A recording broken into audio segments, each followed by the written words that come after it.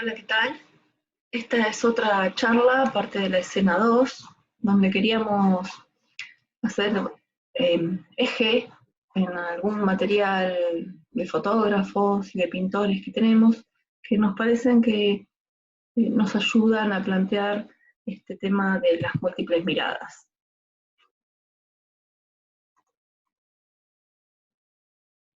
Ya hablamos en clases anteriores de este periodo de la historia entre 1880 y 1930, donde tuvieron lugar en Europa y en Estados Unidos también, los grandes movimientos culturales artísticos experimentales, las vanguardias, el futurismo, el modernismo.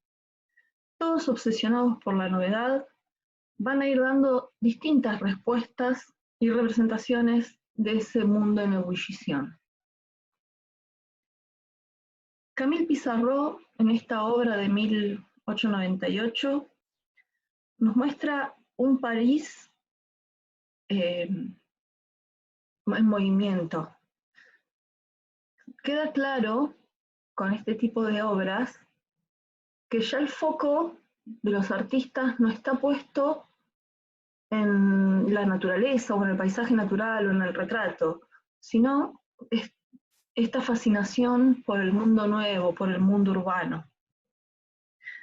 Los nuevos trazados, las nuevas formas de habitar el espacio, la vida en las calles. Y como comentaba Cris en la clase anterior, el nuevo punto de vista, el poder dibujar la ciudad desde el punto de vista, desde un punto de vista elevado, desde la ventana de algún edificio. Lo mismo Gustave Cabellot, que representa o retrata el París de Haussmann, con el ensanchamiento de las calles y avenidas, que modificó también la manera de relacionarse, las proximidades sociales tan características de la ciudad preindustrial. Eran los temas entonces el transporte urbano, la movilidad, el factor de desinficación de las ciudades. Uno de los rasgos característicos de la modernidad es la novedad, perdón, el cambio y la idea de progreso. Con la Torre Eiffel, ya la vimos y estuvimos leyendo este texto de Barthes, es la metáfora del cambio cultural de Europa, de la época, símbolo de poderío económico industrial. Y esta ilustración, o este ícono de triunfo sobre el pasado, que habla de la riqueza derivada de la industria versus la riqueza que estaba ligada a la posesión de la tierra. Robert Delaunay, París a principios de siglo, que se caracterizaba por un gran tamaño de población y daba lugar a un espectáculo de lo cotidiano, el movimiento, la muchedumbre, el transporte, los nuevos temas. La imagen de la ciudad en constante agitación. Este cuadro que se llama La ciudad rescata incluso el reflejo de la mirada a través de la ventana. Muchos de los pintores y poetas de la época van a verse fascinados por la Torre Eiffel, este emblema urbano que ha sido tema de muchas de las obras de los artistas de la época. Y vuelvo acá en este cuadro de Delaunay, a justo encontrar algunos ejemplos de miradas desde la ventana.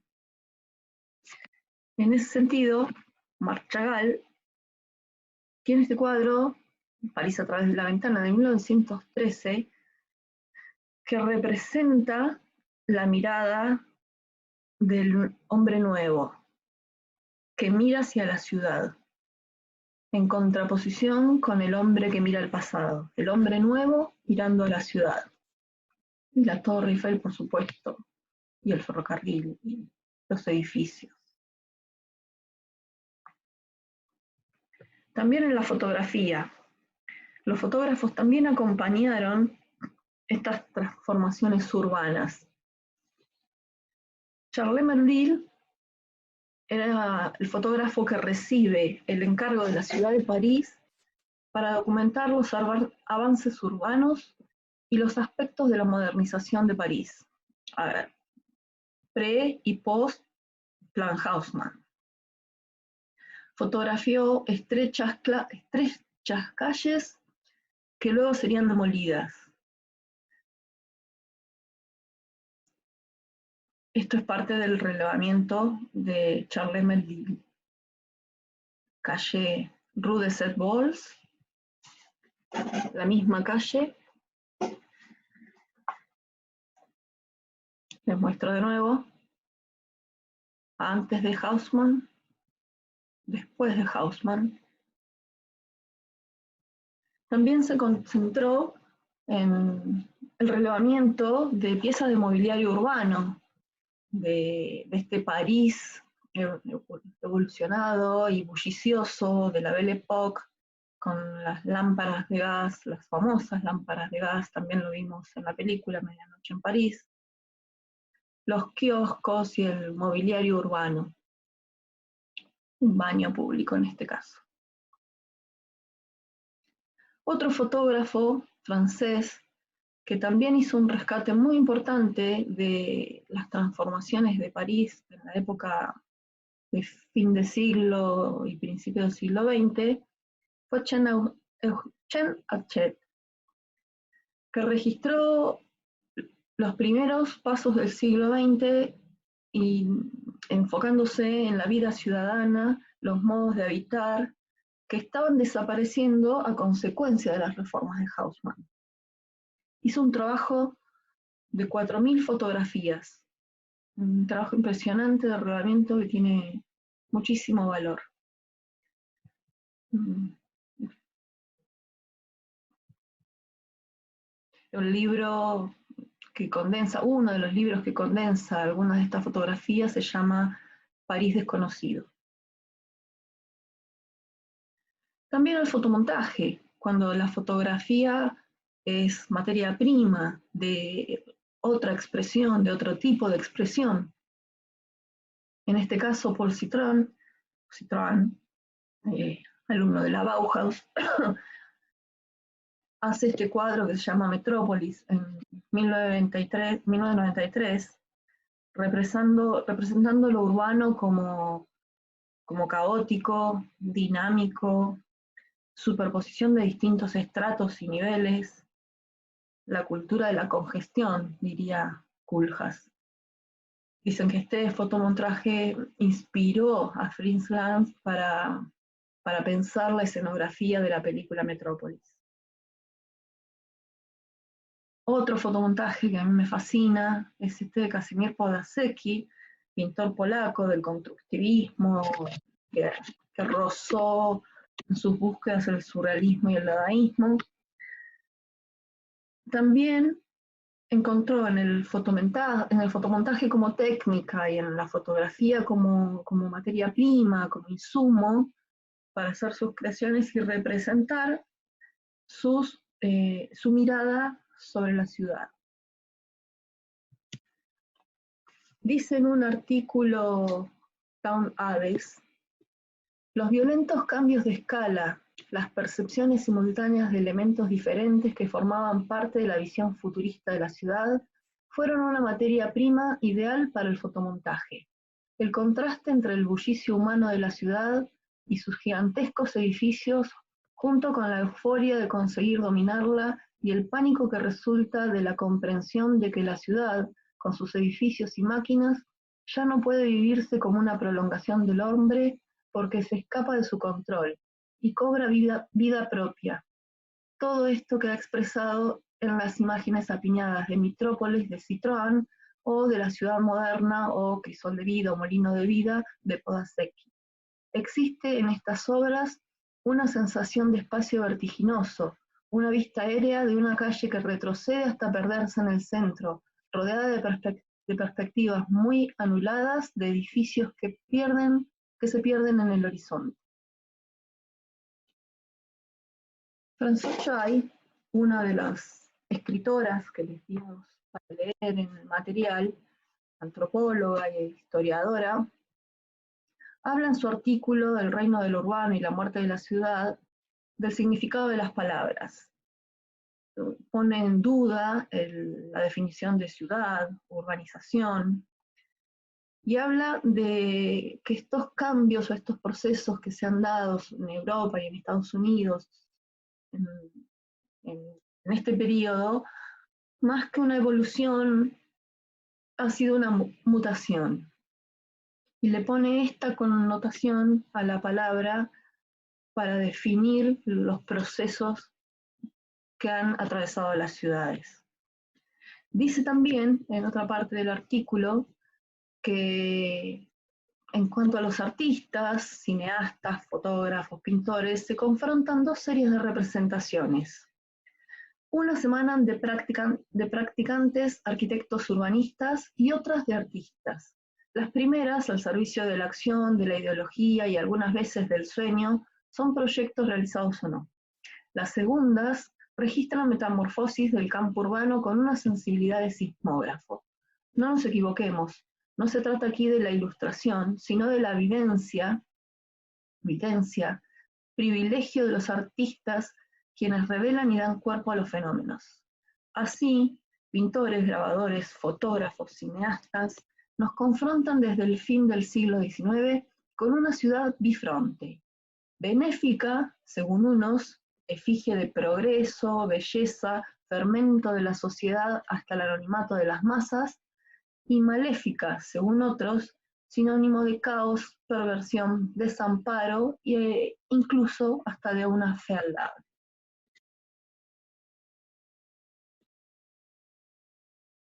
Acumulación de personas, multiplicación de los trayectos, el gigantismo contagioso,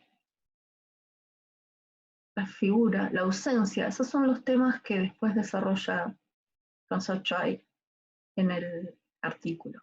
Una fotografía de Gary Winograd. Unas capturas de Sinfonía de una gran ciudad de Ruttmann, acumulación de personas.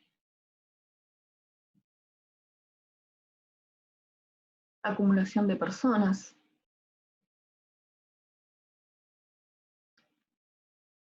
Georg Grost, pintor alemán del dadaísmo berlinés, relata en su obra Metrópolis los horrores de la guerra, muchedumbre, la mirada apocalíptica y caótica de la ciudad. Podríamos decir la mirada maléfica en los términos de Françoise Chaix. Una ciudad amenazante que con estos tonos rojizos enfatiza el dolor de la guerra. 1916. En el mismo año hace este dibujo sobre lo que recuerda de Nueva York. En este dibujo resaltan los trenes, los rascacielos, el jazz, los carteles publicitarios, las estrellas. Relata una ciudad idealizada, con automóviles y edificios, que él conocía a través de novelas.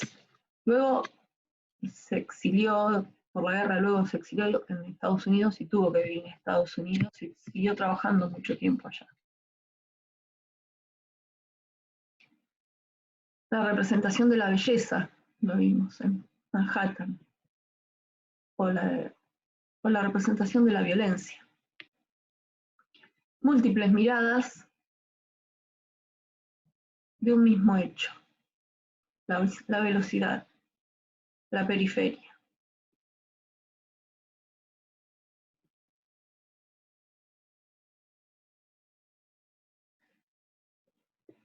Vuelve París, vuelve Henri Cartier-Bresson, que en los 30 fotografiaba París de este modo, con una mirada romantizada de París.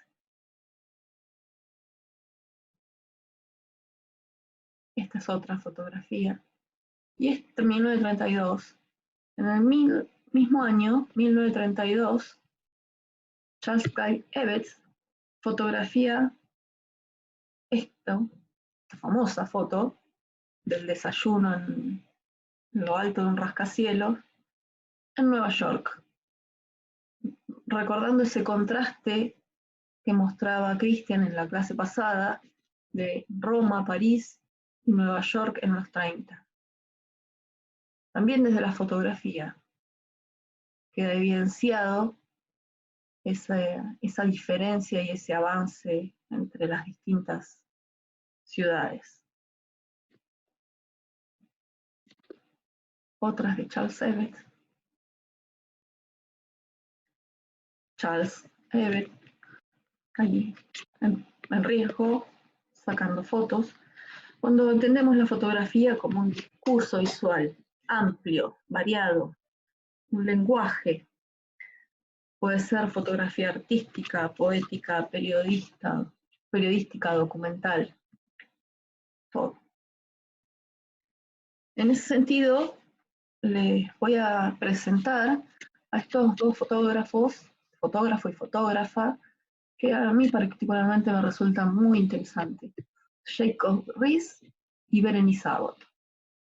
Jacob Riis, fotógrafo y periodista danés, hizo un relevamiento de los inmigrantes europeos que vivían empobrecidos en el lado oeste de la ciudad de Nueva York.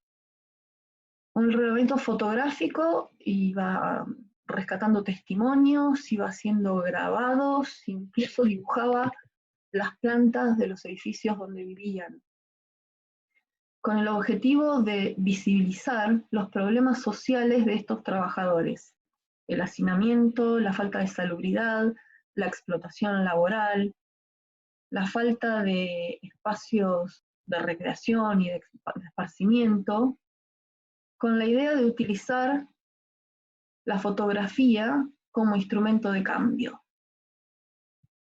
Alguno de ustedes en la clase pasada de Zoom hizo un comentario al respecto sobre el poder de la fotografía como instrumento de cambio. Este es un ejemplo un poquito de eso. Jacob Riis escribe un libro que se llama ¿Cómo vive la otra mitad?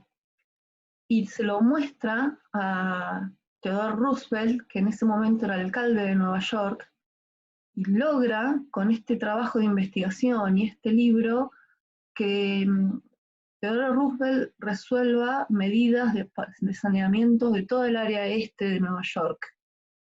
Esto luego, por supuesto, le sirve a favor para su campaña presidencial. En esta serie, El alienista, el libro de Karel Carr, se tratan justamente estos temas y es este periodo de Nueva York en 1930 y este psicólogo, psiquiatra, trata a los enfermos que viven alienados por el hacinamiento y el maltrato laboral y el abuso. Berenice Abbott, que fue una de las promotoras que rescató todo el material que había realizado Eugène Hachette en 1880 sobre París, y es una de las editoras, es editora de varios de sus libros. Con el proyecto Changing New York, trabaja con la Federal Art Project y tenía como encargo registrar la transformación o la mutación de Nueva York en esa época, en los años 30. No solamente la arquitectura, el proyecto debía incluir la diversidad de la gente, los espacios laborales, la vivienda, la vida ciudadana. Es un extensísimo portfolio, el de Berenice Abbott, yo puse 4 o 5, pero está muy documentado en internet si quieren buscarla. Hermosísimas fotos. Mostraba, como decía François Chuay, el progreso, la monumentalidad, la velocidad, el gigantismo, la acumulación de personas. Claro que una mirada benévola de Nueva York.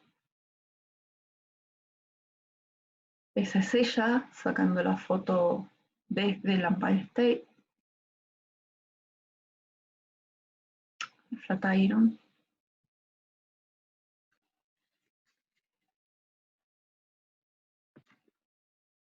Hacer el retrato de una ciudad es el trabajo de una vida y ninguna foto es suficiente, porque la ciudad está cambiando siempre. Todo lo que hay en la ciudad es parte de su historia, su cuerpo físico de ladrillo, piedra, acero, vidrio, madera, como su sangre vital de hombres y mujeres que viven y respiran. Las calles, los paisajes, la tragedia, la comedia, la pobreza, la riqueza. Es mi sábado. Y así para terminar, les muestro dos casos actuales, dos expresiones contemporáneas. Esta es Metrópolis, realizada por Michael Najar, que ya se las mostré un poquito en una charla de Zoom, de las charlas por Zoom. A mí me interesó rescatar esta mirada casi de protesta o de rebeldía ante no mirar la ciudad solamente desde los aspectos estéticos, sino mirar más allá y mirar lo que significa hoy una ciudad y estas redes informáticas y esta sociedad de la información como eje. Como me pareció que además en los tiempos que nos toca vivir era muy acorde, perdón, lo volví a incluir. Dice, la fusión digital de vistas panorámicas tomadas desde distintos ángulos transforma el paisaje en un tejido de relaciones, abstracta y de varias capas. En el espacio virtual, la distancia y la proximidad se encuentran al mismo nivel. Lo repito, en el espacio virtual, la distancia y la proximidad se encuentran al mismo nivel. Las diferentes ciudades y relaciones de piezas que se combinan y entrelazan, dando lugar a una forma totalmente nueva donde el imaginario de lo urbano es la metrópolis telemática. Y así es Berlín, en capas, en layers de Berlín, que da como resultado esta red, o red de redes en Nueva York, difuso, distante. París.